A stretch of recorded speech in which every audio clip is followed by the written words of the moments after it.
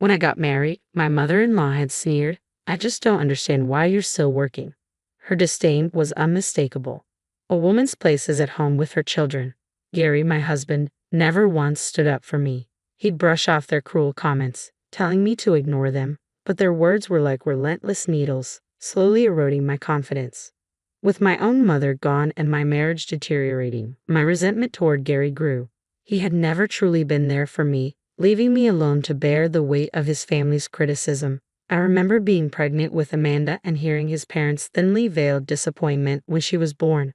"Next time, make sure it's a boy," they said, hardly bothering to mask their dissatisfaction. It hurt deeply to watch my daughter face such blatant favoritism. Now, Gary wanted to use my inheritance to move us closer to his parents, pulling us even further into their toxic world. The idea was infuriating, and I knew I wouldn't let that happen. Sitting alone in the quiet, surrounded by my mother's things, I started forming a plan. I would no longer be a passive observer in my own life. I would fight back, not just for myself, but for my children. Over the next few days, I gathered every document I could find, preparing for the legal battle ahead. My lawyer, a sharp-witted woman named Ms. Kathleen, reassured me. "We have a strong case, Denise," she said confidently. The battle lines were drawn. For the sake of my dignity and my children's future, I would stand my ground. Then one evening, while sorting through my mother's belongings, I discovered an old, dusty envelope tucked away in a drawer. Inside was a treasure trove of stock certificates and property deeds, revealing the fortune she had quietly amassed. My hands shook as I grasped the magnitude of her hidden wealth. More than $6 million in assets. I could hardly believe it. She had lived so modestly, but this showed the depth of her sacrifice and foresight. There was a note in her careful handwriting. "Denise, I saved this for a rainy day. I hope it gives you and the kids a better life. Use it wisely." Tears filled my eyes as I felt her love and protection, like a comforting embrace from beyond. The next day, determined to confront Gary, I found him in the living room, flipping idly through a magazine. "Gary, we need to talk," I said, my voice steady. He glanced up, irritation flickering in his eyes. "What is it now, Denise?" This time, I was ready. This time, I wouldn't back down. I held up the envelope, feeling a mix of shock and gratitude as I explained, "I found something my mother left behind. Turns out, she left me stocks and properties worth $6 million. Gary's eyes widened, a flash of greed and shock evident on his face. $6 million? That's incredible," he exclaimed, his tone unnervingly eager. I met his gaze, resolute. "Don't get any ideas, Gary. This money is mine," I said firmly, disgusted by his reaction. This inheritance was a testament to my mother's love and foresight, a gift intended to provide a better life for me and our children. "You won't see a cent of it," I added, watching as his expression darkened. "You can't just keep it all to yourself, Denise. We're married. What's yours is mine," he snapped, his frustration evident. Anger surged within me. "Is that all you care about, Gary? You don't see me or the kids. You only see dollar signs," I accused, realizing how much he had changed. Gary abruptly stood, his face red with fury. "You're being selfish, Denise. I'm thinking about our family's future," he argued. "What family, Gary? The one you're willing to sell off for your own gain?" I shot back. He took a step toward me, fists clenched. "You'll regret this, Denise. I'll make sure of it," he threatened. But I didn't flinch. "Bring it on, Gary. I'm not afraid of you anymore." With that, he stormed out, leaving me to collect my thoughts. I knew this was only the beginning of a bitter struggle, but I was ready to fight for my children, for my mother's legacy, and for myself. The following week was a blur of legal consultations and tense silences at home. Gary's shock had turned to a cold, calculated aggression, like a caged animal, desperate and dangerous. Then one evening, after the kids were asleep, he cornered me in the kitchen, his gaze wild and menacing. "You think you're clever, Denise? Hiding that money from me?" he sneered.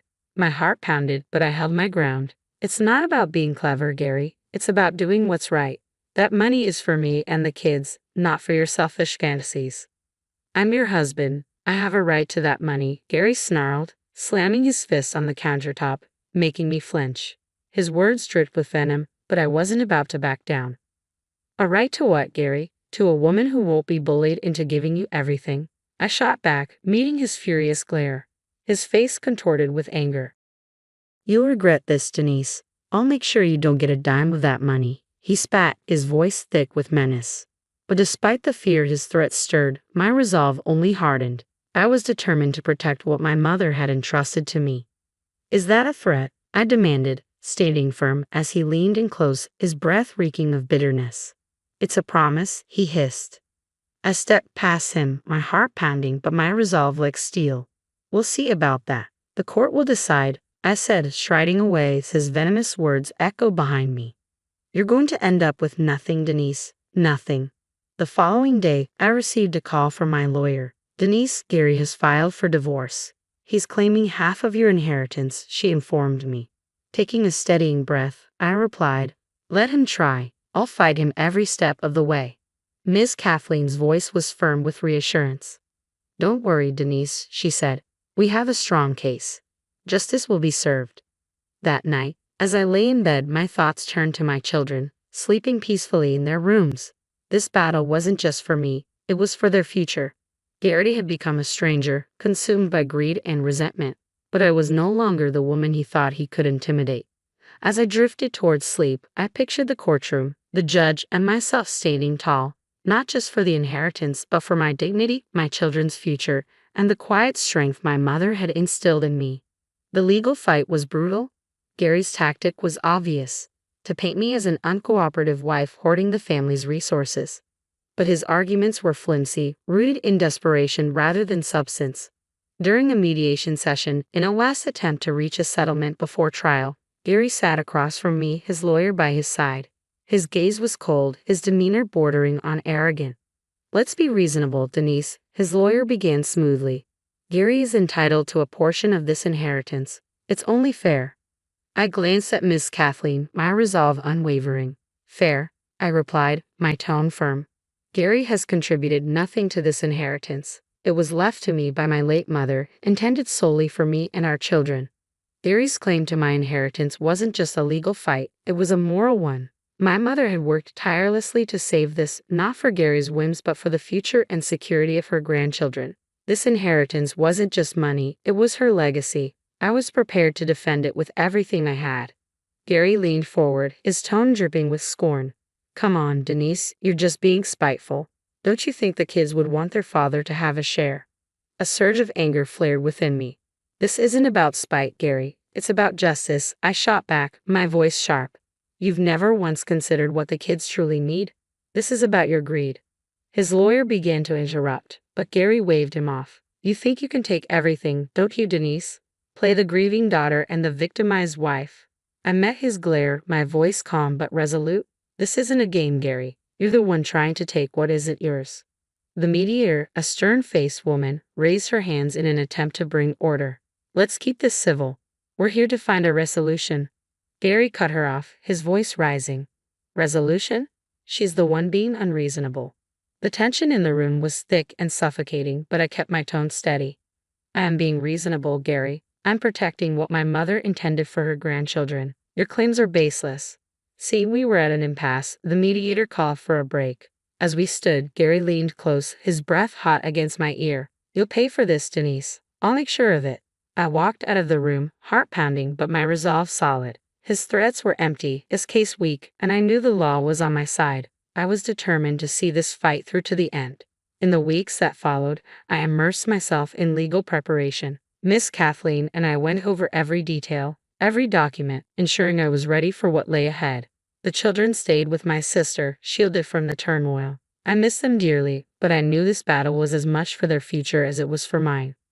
Finally, the day of the hearing arrived. Standing in the courtroom, I felt a surge of strength, prepared to defend my mother's legacy. I braced myself, prepared to face Gary and dismantle whatever twisted story he intended to tell. This was the moment of truth, and I was ready to defend my mother's legacy and secure my children's future. I steeled myself, channeling every ounce of strength into the fight ahead. The courtroom became a battleground where words served as weapons. Gary's attorney painted him as a wronged husband unjustly denied his share. But under Miss Kathleen's skillful cross-examination, his arguments crumbled like a fragile house of cards. During a recess, Gary confronted me in the hallway, fury twisting his face. You're ruining everything, Denise, he snarled. Do you really think you're going to walk away with all that money? Despite the fear clawing at my insides, I held my ground. It's not your money, Gary. It never was. He stepped closer, his voice a venomous whisper. I'll drive this out as long as it takes. I'll bleed you dry with legal fees. I met his gaze, steady and unwavering. Do what you must. I won't let you bully me into submission. As we returned to the courtroom, I felt a surge of empowerment. Gary's threats seemed hollow, his bravado masking desperation. The final verdict brought vindication. The judge ruled in my favor, recognizing the inheritance as solely mine. Gary's expression of defeat was unmistakable. While I'd won the legal battle, it came at the cost of my marriage. The family I once knew had shattered. In the weeks that followed, Gary's life unraveled. His reputation, once built on intimidation, crumbled as people saw him for the greedy man he truly was. Word of his downfall soon reached me. He'd lost his job, his friends distanced themselves, and his standing in the community was in tatters. His fall from grace was sharp, and though I couldn't feel pleased, there was an undeniable sense of poetic justice. One evening, a phone call interrupted my thoughts. It was a mutual friend. Denise, have you heard the latest about Gary? I paused. No, what happened? He's leaving town. He lost his job and his house. He's pretty much destitute. A complex emotion stirred within me, not quite satisfaction, but something close. Gary had sown seeds of destruction in his pursuit against me, but ultimately, he was the one who unraveled. After hanging up, I gazed at a picture of my children on the mantel. This fight had been for them, for their future and security. That night, as I tucked them into bed, a deep sense of peace washed over me. The battle was over, and we had come out stronger, free from Gary's shadow, and ready for a new chapter. Life would be different, but we were together, and that was all that mattered. In the months following the court ruling, life found a new rhythm. The victory brought closure, yet it marked the beginning of a new journey of healing and rebuilding. I decided to sell our old house, which held too many bitter memories. Each item I packed was a step further from my past with Gary. I was committed to building a better future for Amanda and Andrew. One day, while sorting through old boxes in the attic, I found a photo of Gary and me during happier times. For a moment, I allowed myself to grieve for the life I thought we had, for the love I once believed was real. But as I looked at his face in the photo, I realized that the man I had married no longer existed. He had shown his true colors, dark and unpleasant. With a decisive motion, I tossed the photo into the trash, a symbolic act of letting go. Moving to a new town brought us a fresh start. I found a cozy home in a welcoming neighborhood, and the kids quickly made friends at their new school. I immersed myself in my writing, finding solace in the worlds I created. One evening, as I was tucking Amanda into bed, she looked up at me with her big, innocent eyes and asked, "Mom, do you miss Dad?" The question caught me off guard. "Sometimes I miss who I thought your dad was," I said softly, "but we're better off now." It was true. Despite everything, we had found a way to move forward, stronger and more united. "We're a strong team, just the three of us," I added, and she nodded with a maturity beyond her years. "I like it here, Mom. I like our new home," she said, her words warming my heart. We had come a long way.